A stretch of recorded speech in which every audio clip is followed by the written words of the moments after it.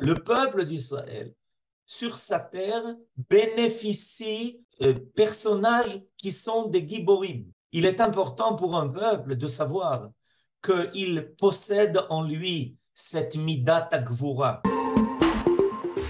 Rebonsoir à tous ceux qui nous rejoignent maintenant. On se retrouve pour le deuxième épisode de notre émission Au cœur d'Israël et on a le plaisir de retrouver ce soir un Rav que vous connaissez sur l'île Maud puisqu'il donne un cours chaque vendredi, le Rav Yehuda Ben Ishai, qui est Rav de la communauté des Monash Lema, une des plus belles communautés francophones d'Israël et de Jérusalem qui se trouve à Bakar. Erev Tov, bonsoir, Shalom Rav. Erev Tov, shalom, shalom à tous et à toutes, à Aaron, pour toutes ces belles initiatives, ces émissions qui permettent à tout le monde de sentir ensemble les événements extraordinaires que nous vivons, avec les phases et qui sont réjouissantes et des fois un peu moins, mais qui, ces retrouvailles nous permettent de nous renforcer ensemble. Voilà.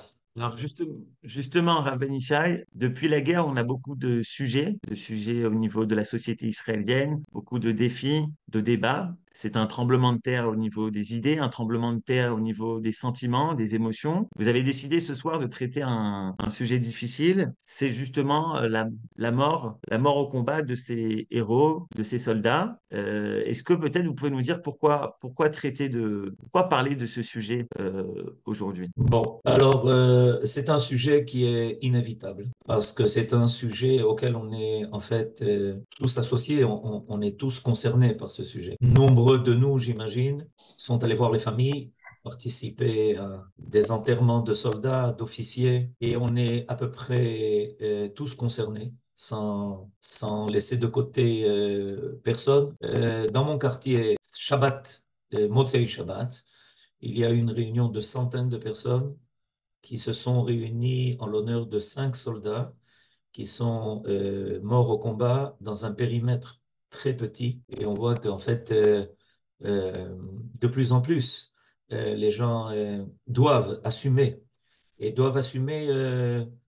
ces situations où on va voir les familles pour les réconforter, pour les soutenir, où on va accompagner ces soldats à Aretsel ou ailleurs. Et il vaut mieux parler du sujet, il vaut mieux le soulever. On reçoit pas toujours les impressions qui sont nécessaires. D'abord parce qu'on a soi-même besoin de force pour cela. On doit, euh, on doit, comme ça vient d'être dit, on a besoin de soutenir, d'aider, d'accompagner. Et puis, c'est pas quelque chose qui se fait momentanément. Ces familles qui ont été touchées, qui continuent malheureusement d'être touchées, et les combats ne sont pas terminés. On a l'impression que les combats sont terminés, ils ne sont pas terminés, nous interpellent. Ça nous interpelle. Et je pense qu'il est nécessaire de donner aussi une réponse d'ordre spirituel à ce que nous vivons. Le peuple d'Israël connaît une de ces guerres les plus difficiles. C'est pas la plus difficile, mais c'est une des guerres difficiles que le peuple d'Israël passe. On entend régulièrement des soldats qui ont donné leur vie, avec les civils aussi d'ailleurs, au début de la guerre. Et les combats continuent et on doit trouver les forces spirituelles pour affronter cette idée qu'il y a des soldats qui donnent la vie, leur vie, pour que le peuple d'Israël continue de vivre. Alors justement, Rav, en cette période de guerre, malheureusement, je vous ramène à votre situation à Bachakoul, puisque vous avez, il y a une dizaine d'années, vous avez perdu votre fille, votre gendre, vos petits-enfants, et on en entend parler beaucoup dans la radio. Tout le monde maintenant commence à parler de la famille Fogel, Zichronam Livracha. Est-ce que pour vous, aujourd'hui, c'est une mission d'aller voir ces familles qui sont endeuillées parce que vous êtes passé par là? Est-ce que c'est pour vous une shlichut, d'une certaine manière? Bon, effectivement, nous savons que nous sommes liés à cet événement terrible qui a commencé à occuper la conscience du peuple juif en Israël et dans le monde entier. Cet événement où notre fille, avec son mari et ses 3 enfants, dont une petite fille de 4 mois, ont été assassinés. Et c'est vrai que c'est revenu beaucoup dans l'actualité. Pourquoi? Parce que certains, en fait, ont reconnu que cet événement a été le début de la guerre que nous vivons. La guerre qui a été déclarée le 7 octobre, en fait, c'est le jour de Simchat Torah même, est une guerre qui a fait ressurgir combien étaient animés de cruauté nos ennemis. Les buts sont les mêmes, ils ont toujours été les mêmes. Et pour beaucoup, ça a rappelé cet événement. Et il y en a même qui ont reconnu qu'ils ont en fait laissé un peu ça de côté comme si ça concernait ceux qui étaient là-bas. Et maintenant, ils reconnaissent qu'en fait, c'est tout le monde qui est concerné par cette cruauté, par cette volonté de nous attaquer, de nous frapper, de nous causer les douleurs les plus terribles. Et donc, en fait, c'est une guerre qui se prolonge. Alors, effectivement, on sent qu'on a une mission. On dirait qu'Akadosh Baruch Hu nous a préparés et nous a donné les forces parce qu'elles ne viennent que de lui. C'est les moments où toutes les forces de la Emouna qui sont à la disposition de l'homme doivent apparaître pour lui permettre d'affronter la chose la plus terrible qui puisse arriver à des parents. Et effectivement, je dois dire que lorsque on va voir les familles des soldats, comme on le fait régulièrement, quand on entend et quand les gens comprennent qui on est, leur regard est tout à fait différent parce que ils se disent, bon, vous allez nous comprendre, même si on va pas dire les mots. Il y a quelque chose qui va au-delà des mots, il y a quelque chose qui va au-delà de ce qu'on peut exprimer, dire et expliquer et les gens se sentent suffisamment proches pour vouloir sentir que c'est possible. On pourra passer cela. Parce que dans un premier temps, la première idée, c'est que quand on affronte ça, c'est quelque chose qui est insurmontable pour des parents. Et quand les gens nous voient, alors ils reçoivent un peu d'espoir que ça peut se faire, qu'on peut recevoir les forces pour cela. On essaye, nous, de trouver les mots. Peut-être que les nôtres sont différents des autres, mais toujours est-il qu'on sent que Akadosh Baruch Hu, peut-être, en fait, nous a attribué ce rôle le jour où ça s'est passé à Itamar. Et donc, on essaye de continuer cela avec tout ce que cela réclame de nous.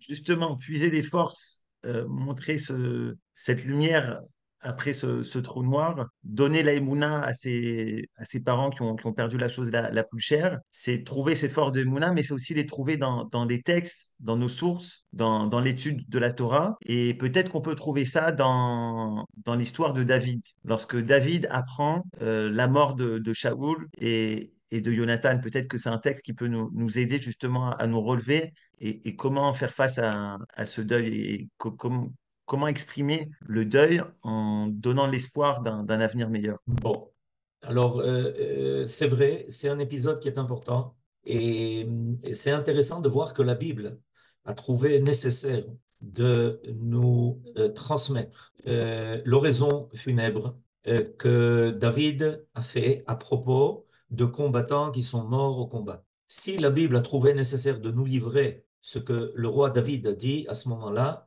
ça prouve qu'il y avait un message qui était à retenir pour toutes les générations à venir. La Bible est un livre qui est un livre éternel. Et dans le cadre de ce message divin qu'est la Bible, universel, voilà que tout d'un coup, on nous parle d'abord de soldats avec un nom qui sont morts au combat.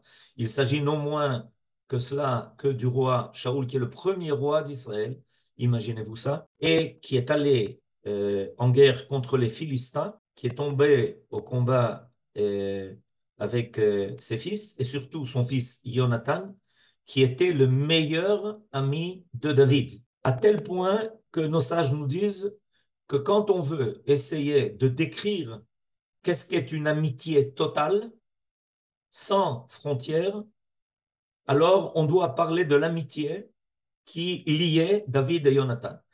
L'amitié de David et Jonathan, c'est l'amitié telle que l'on peut essayer de la concevoir dans son sens le plus sublime. Et voilà que David apprend d'abord qu'il y a eu des combats très difficiles et très graves, à tel point que le roi Shaoul lui-même va tomber au combat. Et en plus de ça, son meilleur ami qui est le fils de Shaoul, Jonathan. Et à ce moment-là, David, n'oublions pas que David est celui qui a écrit Teilim. C'est notre livre de prière. mais David a aussi écrit ce qu'il a senti, ce qu'il a dit, ce qu'il a exprimé lorsqu'il a entendu la nouvelle de la mort du roi d'Israël et de la mort de son meilleur ami. Qu'est-ce qu'il a dit? Pour nous, c'est un modèle.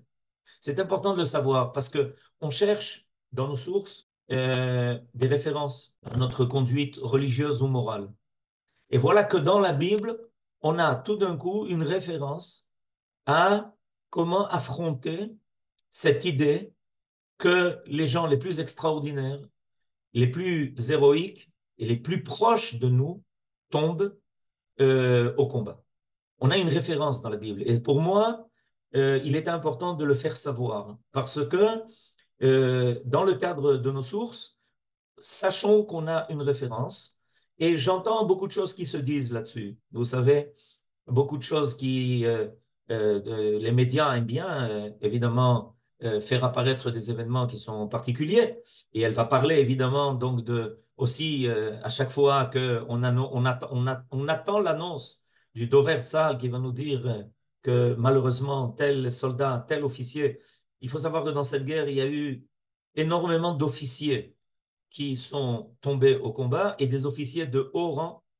C'est quelque chose de très particulier. Et d'ailleurs, l'armée est en train d'essayer de reformer des officiers le plus rapidement possible parce que les officiers étaient à la tête de leurs hommes dans les combats les plus difficiles et les plus graves. Et voilà que David va nous dire, voilà, je vais vous dire ce que moi, en tant que David, qui lui-même était un combattant extraordinaire, on n'a pas besoin d'expliquer comment David n'a jamais perdu une guerre, jamais perdu un combat. Et quand il allait au combat, il allait jusqu'au bout. On se souvient de son combat contre Goliath, mais ensuite, il faut savoir qu'il n'a pas arrêté de faire la guerre contre les pires ennemis d'Israël. Voilà comment moi, David, j'ai saisi cela, cet événement-là. Où est-ce qu'il est arrivé à moi? Comment il est arrivé à moi? Comment j'ai réagi?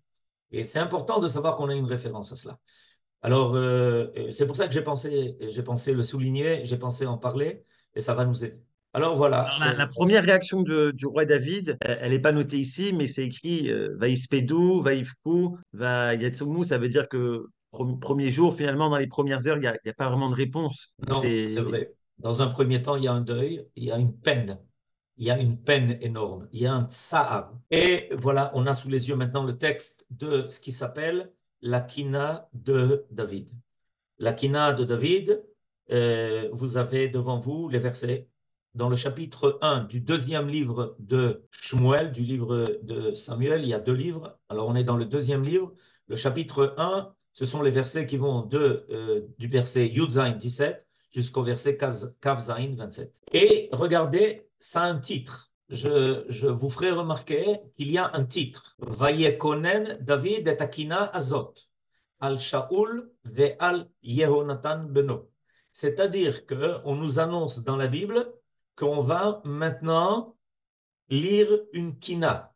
Et cette kina, elle a été faite par David. C'est comme si on nous disait, voilà, maintenant on commence le livre de Teilim. C'est-à-dire, il y a un titre à cela. Et s'il y a un titre à ça, c'est pour nous dire, arrêtez-vous et réfléchissez, regardez comment David a parlé de ceux qui tombent au combat. Alors, il est dit en toutes lettres qu'il a dit cette kina, cette oraison funèbre, il a dit sur Shaoul, qui était le roi d'Israël. Vous imaginez un peu de ce qui a saisi le peuple quand il a entendu que son propre roi avait été tué à la guerre et le roi était à la tête des combattants à cette époque. Ve'al Yehonatan beno, et sur Yehonatan, le fils de Shaoul. Or, on sait que Yehonatan était le meilleur ami de David.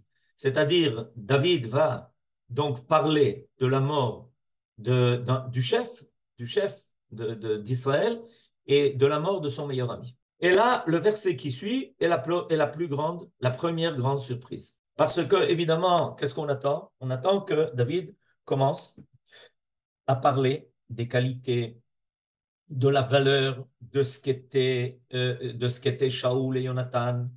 Il va en parler par la suite. Mais le verset Yutret, le verset 18, nous réserve une surprise. Alors imaginez-vous que David est donc devant tous ceux qui ont entendu la nouvelle. C'est une nouvelle à une échelle nationale, ce qui s'est passé. Ce combat où Israël a reculé devant ses ennemis, devant les Plishtim, qui sont arrivés jusqu'au Gilboa, d'accord? Ça s'est passé au Gilboa. Imaginez-vous, on est dans le nord du pays. Et donc, on attend que maintenant David commence à parler de Shaoul et de Jonathan, de cet événement traumatisant, etc. Eh bien, non. Je lis le verset Yutret, première surprise. Vayomer lelamed bene Yehuda kashet, ine ketuva al sefer hayashar. Alors, je vais vous dire quelque chose. Les commentateurs, dans leurs commentaires sur ce verset, ont été tellement saisis par ce verset qu'ils ont, certains d'entre eux, dit, écoute, c'est pas là que ça commence la kina. La kina ne commencera qu'au verset suivant. Évidemment, la difficulté du texte est évidente, c'est que le verset Yudzaïn, il annonce que David commence la kina, qui commence ce discours d'adieu à Shaoul et à Jonathan. Mais ce verset 18, qu'est-ce qu'il vient faire là? En effet, qu'est-ce qu'il dit dans ce verset? Vayomer, c'est David. Il dit, il faut maintenant prendre les soldats du chevet de Yehuda et leur enseigner à se servir des arcs. Inek tuva al sefer hayashar. Et ça, c'est déjà évoqué dans un livre qui s'appelle le Sefer hayashar. Alors, essayons de déchiffrer ce que David est en train de dire. Il est en train de dire la chose suivante, et je pense qu'il y a ici une leçon phénoménale. Attendez, avant de parler du deuil que nous devons assumer, avant de parler des pleurs que nous devons verser, il faut avant tout se préparer à la suite des combats. Dans un premier temps, la chose la plus importante, c'est se préparer à la suite des combats. Un combat, c'est terminé, mais la guerre n'est pas terminée. Et si nous est arrivé cette catastrophe, ça veut dire que nous n'étions pas suffisamment prêts vis-à-vis de nos ennemis. Et David, dans son analyse d'homme de guerre, en tant que militaire, arrive à la conclusion qu'il manquait quelque chose de fondamental. À cette époque, on menait la guerre avec l'épée et des lances. Mais David a dit, il nous manque encore quelque chose. Il nous manque des arcs et des flèches. Parce que pour atteindre l'ennemi de loin, on a besoin de renforcer notre armée par des arcs et des flèches, des gens, des soldats qui deviennent spécialistes dans le tir au loin par des arcs. Et donc la première chose que l'on doit faire maintenant, c'est tout de suite créer des bataillons qui sauront se servir de cela pour que la catastrophe qui nous est arrivée ne revienne plus. Quelle est la leçon extraordinaire que nous donne David? Il commence la kina, il dit, attendez, ce que je vais maintenant dire par la suite, ce n'est pas pour baisser le moral. Parce que avant tout, sachons que notre guerre n'est pas terminée.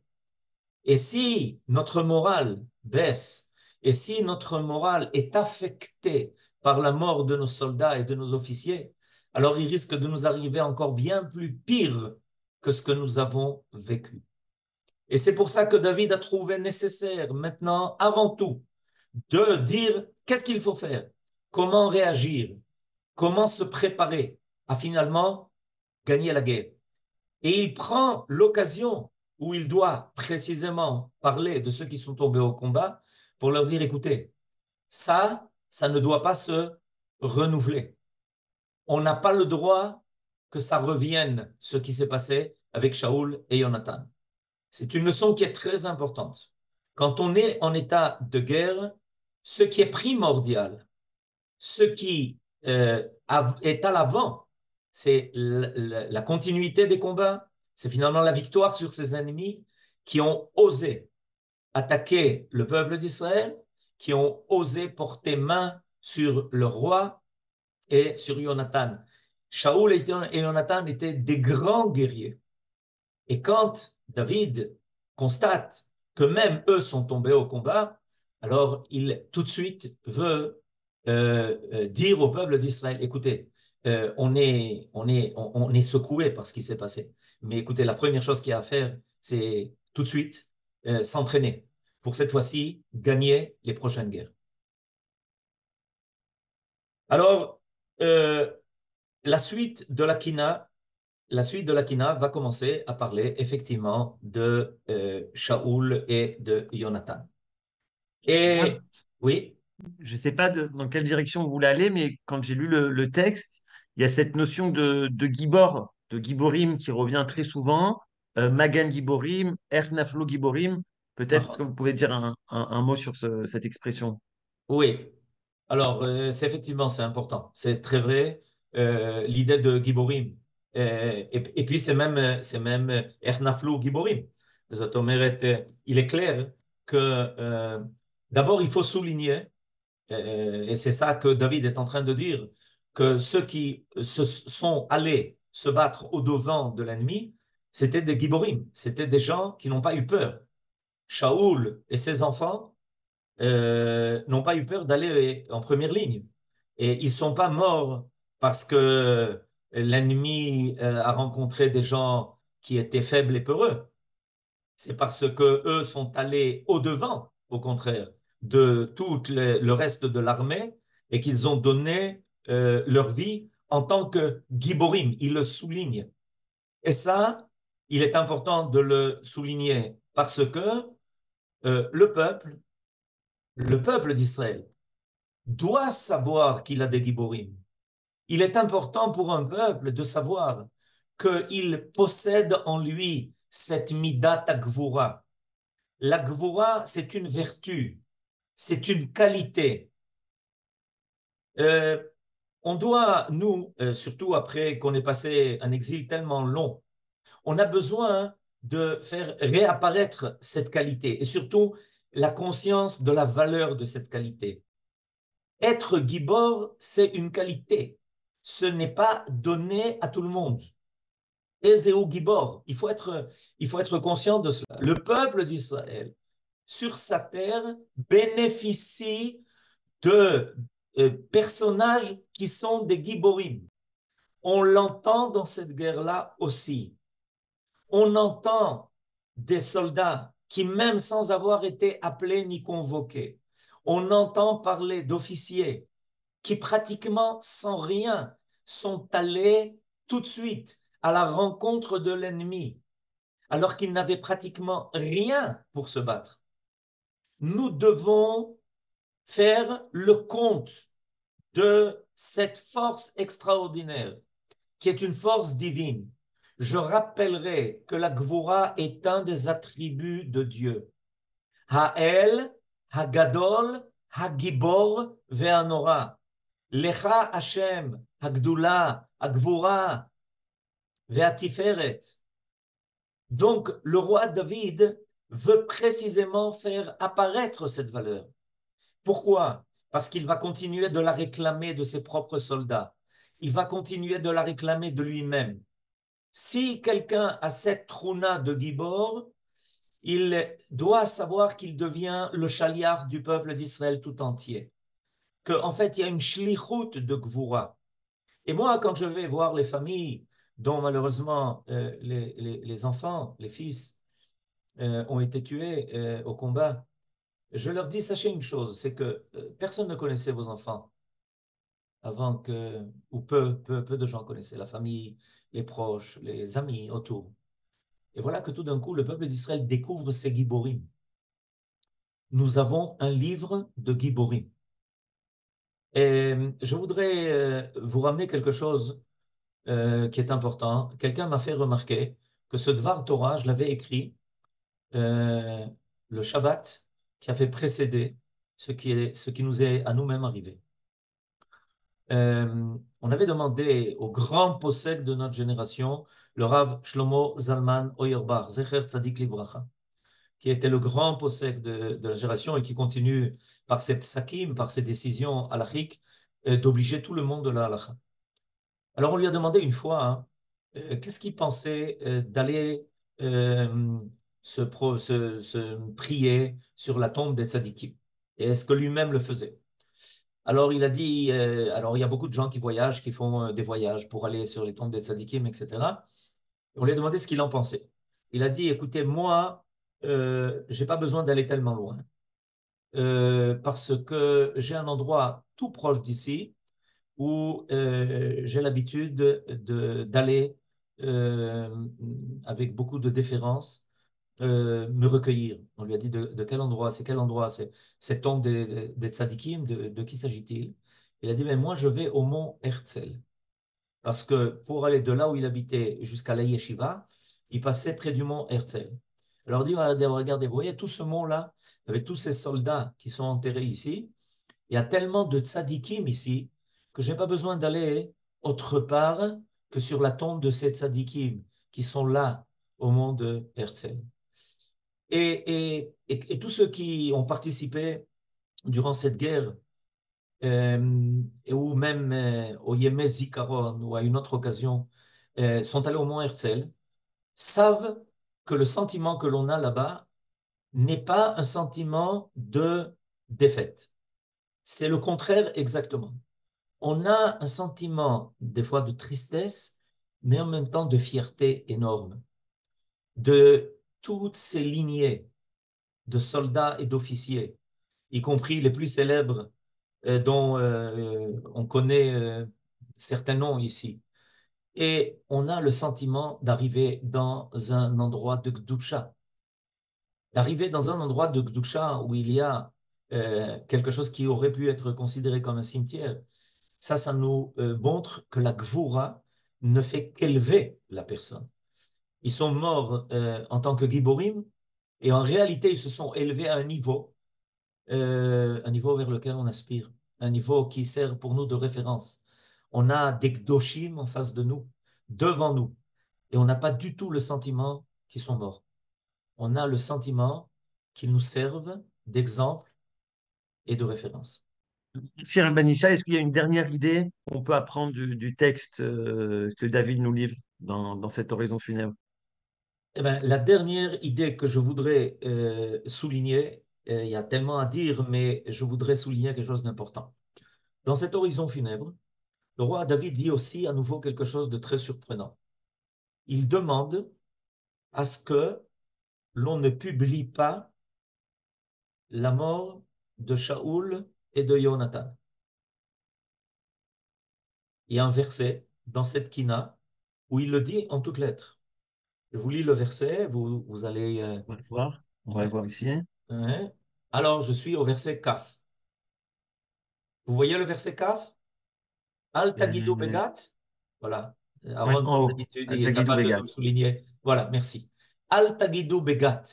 Al tevasru bechutzot Ashkelon.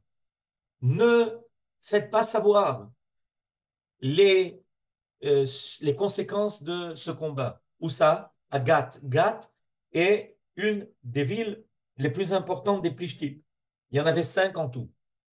Ne racontez pas ce qui s'est passé dans les rues de Ashkelon, qui était aussi une des villes des Plishtim. Pourquoi? Pour ne pas provoquer de joie chez les femmes, les filles des Plishtim. Pen ta'alozna bnot ha'arelim, de peur qu'elles ne se réjouissent, ces filles d'incirconcis. Alors, quand les commentateurs voient ce verset, ils disent, mais en fait, de quoi il parle? Mais tout le monde sait quels sont les résultats de ce combat. Est-ce qu'on peut imaginer que le roi d'Israël, avec ses propres fils, ait été tué au combat et que la chose ne soit pas connue? Comment il est en train de dire Al Tagidou Begat? Et en réalité, la leçon de David est la suivante. Comment nos ennemis vont saisir? Comment ils vont, qu'est-ce qu'ils vont entendre de nous? Il y a l'information en tant qu'événement, mais il y a aussi l'impression que l'on donne, ce qui va se faire entendre au-delà d'eux. Et David nous avertit que notre réaction vis-à-vis des choses difficiles que nous vivons a une conséquence énorme, parce que nos ennemis sont à l'écoute, parce qu'ils veulent savoir où est notre morale. Ils veulent savoir est-ce que on est abattu du fait que nos héros soient tombés au combat, ou est-ce que au contraire, on a en tête la volonté de vouloir relever notre tête, relever notre stature et dire ces ennemis qui ont osé porter atteinte à nos plus grands héros doivent payer le prix de cela. Alors nous dit le roi David, faites attention à ce que vous allez dire, faites attention à ce que vous allez exprimer, parce que il y a des oreilles qui entendent, et ça serait un grand chilou Hashem, de laisser penser que le peuple d'Israël est tellement affecté par la mort de ce héros qu'il n'a plus la force de continuer ses combats. C'est le contraire qui doit sortir de ce que je vais dire, nous dit le roi David. Merci beaucoup. Toda Rabba. Merci, Rabbi Nissai. Bevakasha, Erev Tov, et que des bonnes nouvelles si Dieu veut. Amen, Ken Yehi Ratzon.